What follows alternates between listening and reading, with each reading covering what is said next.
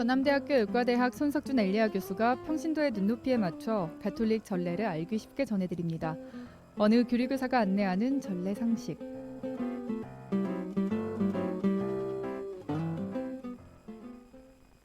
이 시간 함께해 주시는 손석준 엘리아 교수님 모셨습니다. 어서 오세요. 네, 안녕하십니까? 네, 지난 시간에는 전례에 대해 알아봤습니다. 오늘은 어떤 전례 상식에 대해 알려주시나요? 네, 이번 시간에도 전례가 무엇인지 하고요. 네. 주님 복원 축일에 대해서 알아보겠습니다. 네, 어느 교리교사가 안내하는 전례 상식, 이번 시간에도 전례란 무엇인지 또 주님봉헌 축일에 대해 알아보고요. 이 시간은 페이스북과 유튜브로도 생중계되고 있습니다. 페이스북에서 광주가톨릭 평화방송 온에어 검색하신 뒤에 함께 하시면서 댓글도 남겨주실 수 있고요. 방송 후에는 페이스북과 유튜브 통해서 다시 만나볼 수 있습니다. 교수님, 오늘 연중 제2주간 화요일인데요. 교회 전례력으로 보면 연중 시기는 두 번에 걸쳐서 있죠. 네, 그렇습니다. 이 교회 전례력은 대림, 성탄, 사순, 부활, 연중 시기로 이렇게 구성되어 있죠. 이 연중에 해당하는 시기는 대림, 성탄 시기 후 기간에 한 번 있고요. 또 사순과 부활 시기를 지난 후에 또 한 번 있습니다. 그래서 두 번에 걸쳐서 있습니다. 다시 말씀드리면은 주님 세례 축일 후에 월요일부터 제의수요일 전 화요일까지의 기간이 대림 연중 기간이 되고요. 또 성령 강림 대축일 후 월요일부터 대림 시기 전 토요일까지의 기간이 또 연중 시기가 됩니다. 그래서 연중 시기는 온 누리의 임금이신 우리 주 예수 그리스도 왕 대축일로 끝을 맺게 됩니다. 네, 연중 제3주간 화요일에 함께하고 있습니다. 연중 시기 동안 주일과 평일 독서를 보면 특별한 주제 없이 그리스도 구원의 신비를 다양한 면에서 경축한다고 알고 있는데요. 네, 그렇습니다. 이 복음에서도 예수님의 세례로부터 시작합니다. 이후에 인간의 구원을 위한 예수님의 정교 활동, 또 복음 선포, 기적 행위, 진리에 대한 가르침, 신앙의 성장을 위한 교훈, 또 교회가 성장하는 모습 이런 것들을 제시하고 있습니다.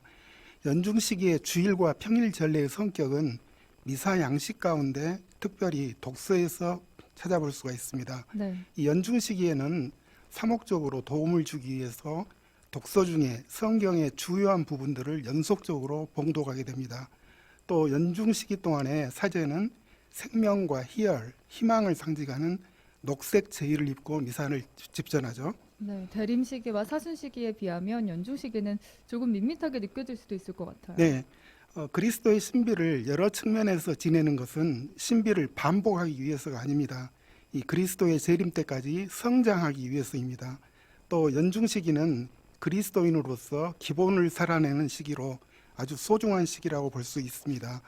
이 시기에 가장 많은 축일이 들어 있습니다. 그래서 평범하지만은 더욱 가치 있게 보낼 수 있는 시기라고 생각됩니다. 또 특별한 사건이 없습니다. 그러나 이 평범한 속에서 가난하고 소외된 사람들에게 다가가는 예수님의 모습이 어떤 것인지 살펴보는 것이 필요합니다. 이 연중 시기는 예수님과 공생활을 함께 지내는 시기입니다. 그래서 공생활 동안 예수님은 말씀과 삶이 일치하는 생활을 하시거든요. 네. 그래서 우리도 이런 예수님의 모습을 닮으려고 노력하는 그런 시기가 되었으면 좋겠습니다. 그럼요. 연중 시기가 어쩌면 우리의 신앙을 성숙시킬 수 있는 그런 도약의 시기라고도 할 수 있겠습니다. 연중 시기를 정말 잘 의미 있게 보냈으면 좋겠고요. 교수님, 그런데 교회에서는 전례를 삶의 원천이라고도 합니다. 왜 그런 건가요? 네, 왜냐하면 전례는 하느님과 인간이 이루는 친교를 통해 신자들을 새로운 공동체 생활로 이끌기 때문에 그렇습니다. 그런데 이런 삶의 원천이라고 했음에도 불구하고 안타깝게도 오늘날 우리 신자들은 형식적인 전례에 좀 길들여 있다고 생각이 됩니다. 미사에 참석해도 감동이 없고요. 네. 또 고해성사를 봐도 돌아서서 같은 죄를 짓는 자신에게 또 다시 실망하게 되죠. 또 견진성사만 받으면은 성령의 은총을 다 받을 수 있는 것처럼 생각했는데 네. 또 별 느낌이 없다라고 이렇게 생각하시고요. 또 혼인장애, 예전에 조당이라고 했던 것, 이 혼인장애는 죄라고 하니까 어쩔 수 없이 관면 혼인을 받는 그런 경우도 있습니다. 그래서 전례가 삶의 힘이 되고 삶의 바탕이 되어야 하는데 지금은 좀 그렇지 않는 것 같습니다. 네, 또 우리 신자들이 형식적인 전례에 길들여져 있다라고 하신 교수님의 말씀이 맞는 것 같기도 합니다. 아는 만큼 보인다라는 말이 있는데요. 그만큼 우리가 전례에 대해서 잘 모르고 있던 부분이 있기 때문에 그 감동이 미약한 건 아니었나 생각도 들고요. 이 시간 잘 배워보고 새겨보면 좋겠다라는 말씀 다시 한번 전해보고요. 교수님 지난 시간에 전례란 교회의 공적인 기도다라고 말씀해 주신 기억이 납니다. 네, 예. 이 전례를 이제 기도라고 하는데 이제 공식적인 그런 기도죠. 이 전례 기도는 공동 기도의 근원이 됩니다. 또 공동 기도의 최고의 형태라고 볼 수가 있습니다. 이 전례 기도는 교회의 공식 기도로 공적인 기도입니다. 이 공적이고 공식적인 기도이기 때문에 교회가 규정한 본문과 예식을 따라야 합니다. 이 전례는 모든 기도의 셈이며 정점입니다. 전례를 기도를 가르치는 학교라고 이렇게 얘기를 합니다. 네. 성령께서 이것을 가르쳐 주죠. 네, 전례는 하느님의 백성이 함께 드리는 예배이기도 하죠. 네, 이 전례는 사사로이 하는 행위가 아닙니다. 이 신자들이 하느님 백성 전체의 이름으로 공식적으로 바치는 것입니다. 이 고해성사 경우를 예를 들어보겠습니다. 고해성사는 사제와 교우 단 두 사람이 거행하죠. 그런데 이 죄를 고백하는 신자는 구원받은 죄인들의 공동체인 교회의 일원입니다. 또 죄를 사해주는 사제는 교회의 머리이신 주 예수님의 대리자로서 고해성사를 거행합니다. 그렇기 때문에 전례 중에는 개인적인 어떤 소원이나 신심보다는 모든 사람의 구원을 위하여 마음을 모아야 합니다. 이 전례를 거행할 때 서로 동작을 맞추고 소리를 하나로 이렇게 합치죠.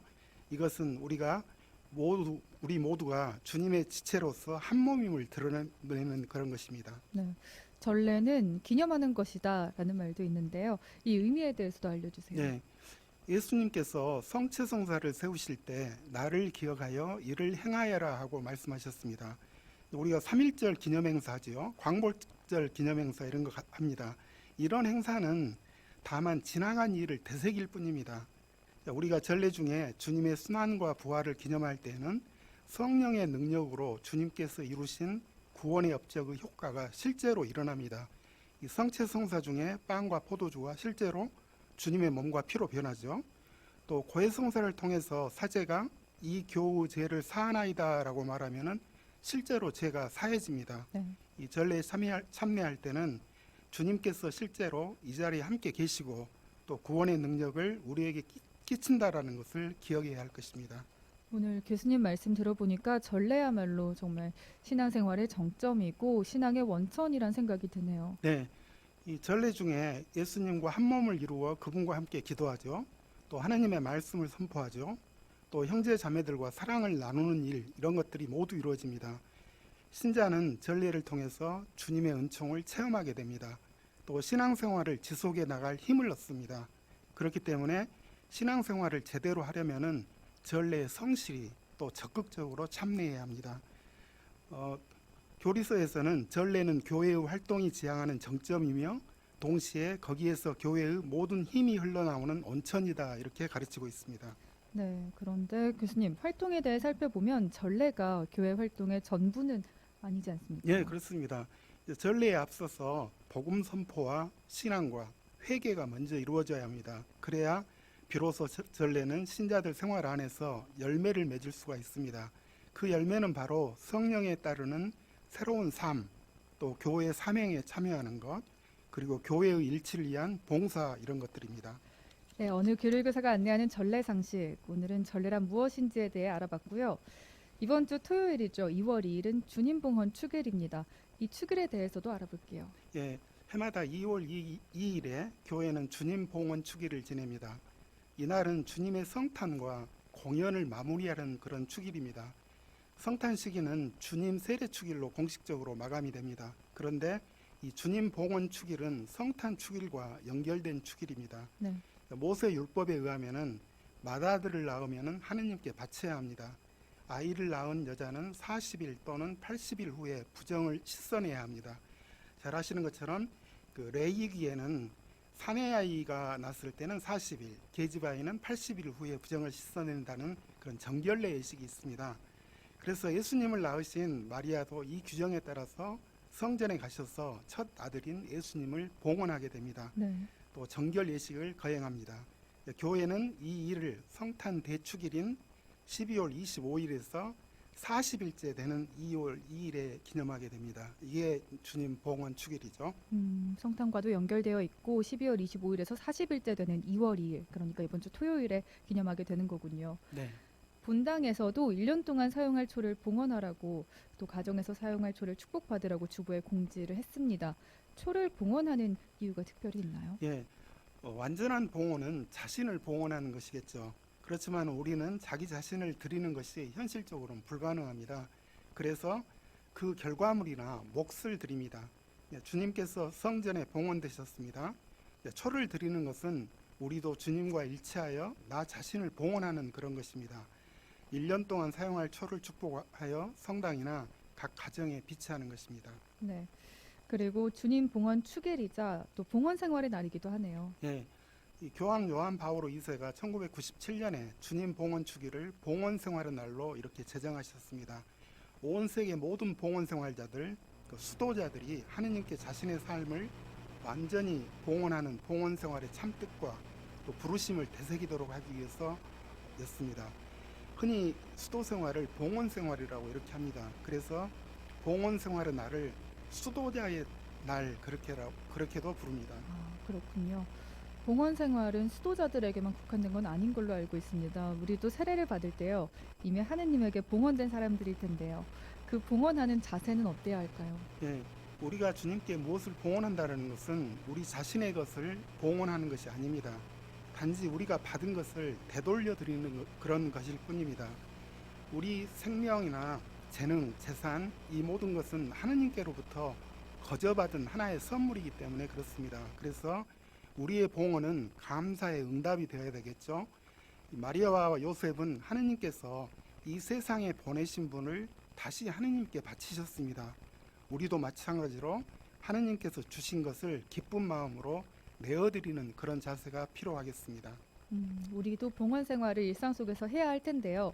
봉헌 생활을 한다는 것, 어떤 걸 의미하는지 구체적으로 알려주세요. 예, 첫째로 이제 빛이 된다라는 것입니다. 어둠을 비추시는 예수님처럼 우리도 세상의 어둠을 비치는 빛이 된다라는 그런 뜻입니다. 네. 그래서 빛의 축일이라고 이렇게 합니다. 네. 우리가 세례에서 봉헌되었다라는 것은 세상에 하나의 빛으로 남아야 한다는 것을 뜻하게 됩니다. 그래서 우리는 자신을 온전히 주님께 봉헌하여 이 세상에 빛이 되어야 합니다. 또 봉헌 생활의 두 번째 의미는 주님과 만남을 추구하는 것입니다. 그래서 만남의 축일 이렇게도 이야기합니다.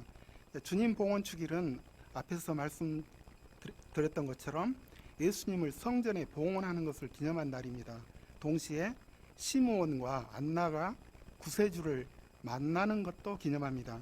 이 두 사람은 세상의 구원자, 빛이 되어 오신 분을 만나 기쁨에 넘칩니다. 이 봉헌 생활은 주님과의 만남을 추구하는 그런 삶입니다. 주님을 만나기 위해서는 준비가 필요하겠죠. 성경에서 말하는 시므온과 안나처럼 말이죠. 또 그리고 하느님 앞에서 깨끗하게 살아야 합니다. 우리가 봉헌 생활을 할 수 있기 위한 자세들까지 구체적으로 들어봤습니다. 전남대학교 의과대학 손석준 엘리야 교수님과 함께하는 어느 교류교사가 안내하는 전례상식, 오늘도 다양한 정보들 감사히 잘 들었습니다. 감사합니다. 네, 감사합니다.